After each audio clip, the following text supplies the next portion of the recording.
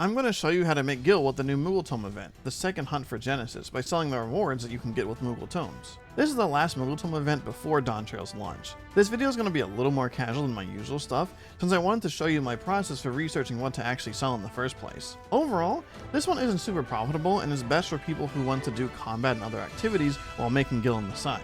I wouldn't recommend actively farming Moogle Tomes just to sell most of these items. I'll order it from best to worst, so if you want to see the good stuff at the start, let's get into it. So first up we have the Uiti Horn item, or Uiti Horn, I'm not sure how to pronounce it, but that's the monkey mount. Now this one goes for, I see it's going for about 600 to 700k in my world, and it jumps up to 1.2 million. But the thing that you should really do is always check the history of the item.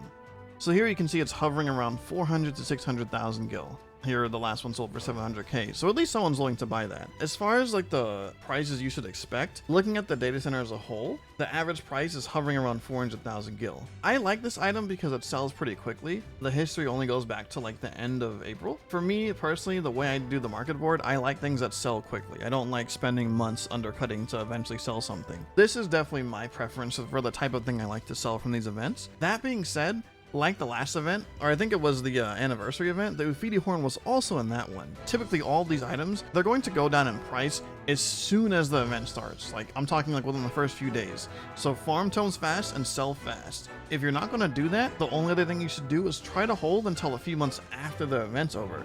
Because once the event is done, the supply, because other people are going to be, watching videos like this or thinking about what to sell, the supply will go down again as there's no more Moogle Tome event to farm these minions or these mounts. Then the prices should eventually go back up. If you're going to wait to sell until later, you have to be patient. Otherwise, I would say just try to sell fast or don't buy too many of these in the first place. And so next up we have the Gabriel Alpha mount. So this is going for around 280k to 310. So yeah, about 300k average in my world. Looks like this one is also selling pretty quickly. It hovers around 2 to 300k in North America in general. And so this is another fast seller. I like this a lot, selling multiple times per day. History is still in May. Yeah, this is a great one to sell. The only important caveat with this is this item comes from Boja, specifically the lock boxes. What's going to happen is when Dawntrail launches, a lot of people are going to be going into Boja to level their Vipers and Pictomancers. That means that a lot of people are going to have this mount, which also means a lot of people are going to be selling this mount. So not only are prices going to go down, like I mentioned for the last item, once the event starts, prices will also go down again once the expansion happens. So A, you need to sell this immediately, or B, you need to wait until, I don't even know, like if I said a few months for the monkey mount, I would say you need to wait at least half a year, if not a year, to actually see some profits from this one. Because I think that the price will go down a lot with the amount of boxes that people are going to be generating just from leveling their new jobs. Keep that in mind for now. Probably won't matter in a year or two. But yeah, this item, be careful with this one. It sells fast, sells for a decent price in my opinion. But it'll go down real fast twice within the next month or two. Next up we have the Doma Kin minion. This one only comes from retainers, so it's pretty hard to get. That's why the price is a little bit higher than the other things. Specifically the Fisher Quick Ventures and Waterside Exploration 25 Venture. So that's like the one that takes almost a whole day to complete. This one, I would say, even though the price, it's 850k in my world, 860k. Across North America, the prices are similar to what you're seeing in this history sheet. That being said, it's kind of slow. It sold 3 times in 2 weeks, and then it sold, like 20 times or so in April. Not bad, especially with the supply not being too crazy, but keep in mind, it's a Moogle Tome event. So there should be quite a bit of these on the board, which will increase the competition, which will make it harder to sell, especially if people are really aggressive with the undercutting. If you want to get one just to see how it goes, it might be a decent amount of gil for you, but I would personally not want something like this, but that's just my preference for how I like to sell things. If you're willing to be patient, it might be a good idea to pick one of these up, or not, if not two. Because it's really hard to get this otherwise, I'm sure that the value will eventually go back up, even if you hold it for like a year or two, honestly. Keep that in mind for this one. It's pretty decent if you're a patient seller. And then for the last item in the 50 tome category, we have Winding Indigo. This is an orchestrion roll. This is from the third fight of Eden, and I won't say the name because it's a really cool story in general. It's a great song. Normal raid orchestrions have a pretty low drop rate, so they typically do well as long as the song is like decent. Like, there are later songs, like I just got one from like even 5 or 6, I think, that's going for like 1 million. I just got lucky in like a normal raid roulette. And Yeah, these are pretty good, but I would say for this one, I don't think it sells that quickly. Yeah, like the sales history goes back to January. So this is a dodge for me. I don't want something that's going to take this long, like I mentioned in the previous one. This one's even slower. I don't like this. I don't want something that sells only a few times per month. That's a really easy way for an item to sit in my retainer for a long time, and I'm just too impatient for that. But if you want to wait, by all means, go ahead, because it's decent gil. Because it's not going to sell fast, most likely, you're probably going to be holding this for a long time, because people are going to be getting it from the Moogle Tome event anyway. And now we get into the 30 tome category, and we only have 2 items here. The first is On Windy Meadows. This is another Orchestrion roll. This one comes from the Heavensward Party treasure maps, and it's selling for around 100k, 120. I would say that the demand for this one is okay. Again, if you're a patient seller, go for it. Not for me though. I don't like this too much.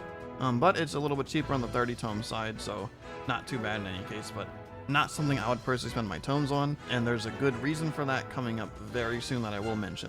Second item in the 30 tome category is going to be the cheerful checkered parasol.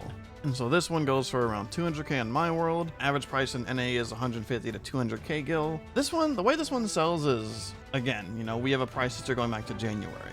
So it's not that great. Maybe it benefits from the dawntrail rush of new players. I'm not sure. So, you know, you could buy one on hold, but again, it's just too slow. I will say the way to get this is a little annoying because you have to either spend Skybuilder scripts, 1800, or you get it from the ffxiv, whatever they call it, event in the firmament. If you want to just kind of RNG and get it, you can. If you want to farm Skybuilder scripts, I think that's probably... It's not a good use of Skybuilder scripts, but I would say it's not a good use of Moogle Tomes either, so you kind of pick your poison there. Another thing that is, you know, if you're really patient, go for it, but I'm passing on this. And now, before we get into the 20 tome category, the thing I wanted to mention about all the 30 tome items is in the 30 tome category, we have the new treasure maps, and those are the Endwalker level 90 party treasure maps. And the thing about the Moogle Tome treasure maps that I didn't know for a while was these maps have guaranteed portals.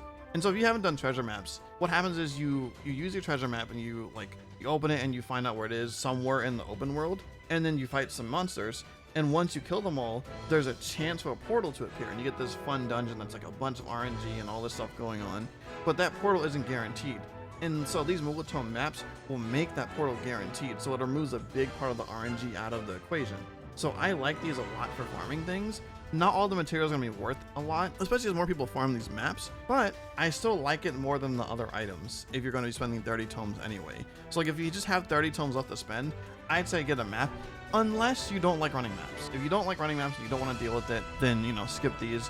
But I think it's much more worth the consideration than the other 2 items that you could spend 30 tomes on. Unlike the normal maps, you can't sell these, so you have to do the dungeon to actually get value out of it. And now we have 2 items left. The low bookshelf, which let me pull it up. The low bookshelf is going for 40k. I don't like this one at all. I think it's a pretty easy craft. Right here you can see that this is a pretty easy craft. Like, it's not complicated. It's a level 80 item, so you can train die and one touch the craft, and the materials are all easy to get. Something you can know about housing items is that, you know, it is 20 tomes, and usually they sell pretty decent. Like, well, okay, I shouldn't say usually. This one sells pretty decently. Usually when people like a housing item, they buy it in bulk, because they probably need multiple. If you really have nothing else to do with like 20 tomes, you might as well toss it on this one. You know, that's not a bad choice, but don't expect a lot of return out of it. I would say just if you really don't have anything else to spend them on, then toss them here and you'll at least get an extra 40k eventually. Like, the thing with housing items is that they eventually will sell, so that's kind of nice. Now, the last one that is kind of interesting is the petite Pteranodon. This one goes for around 140k.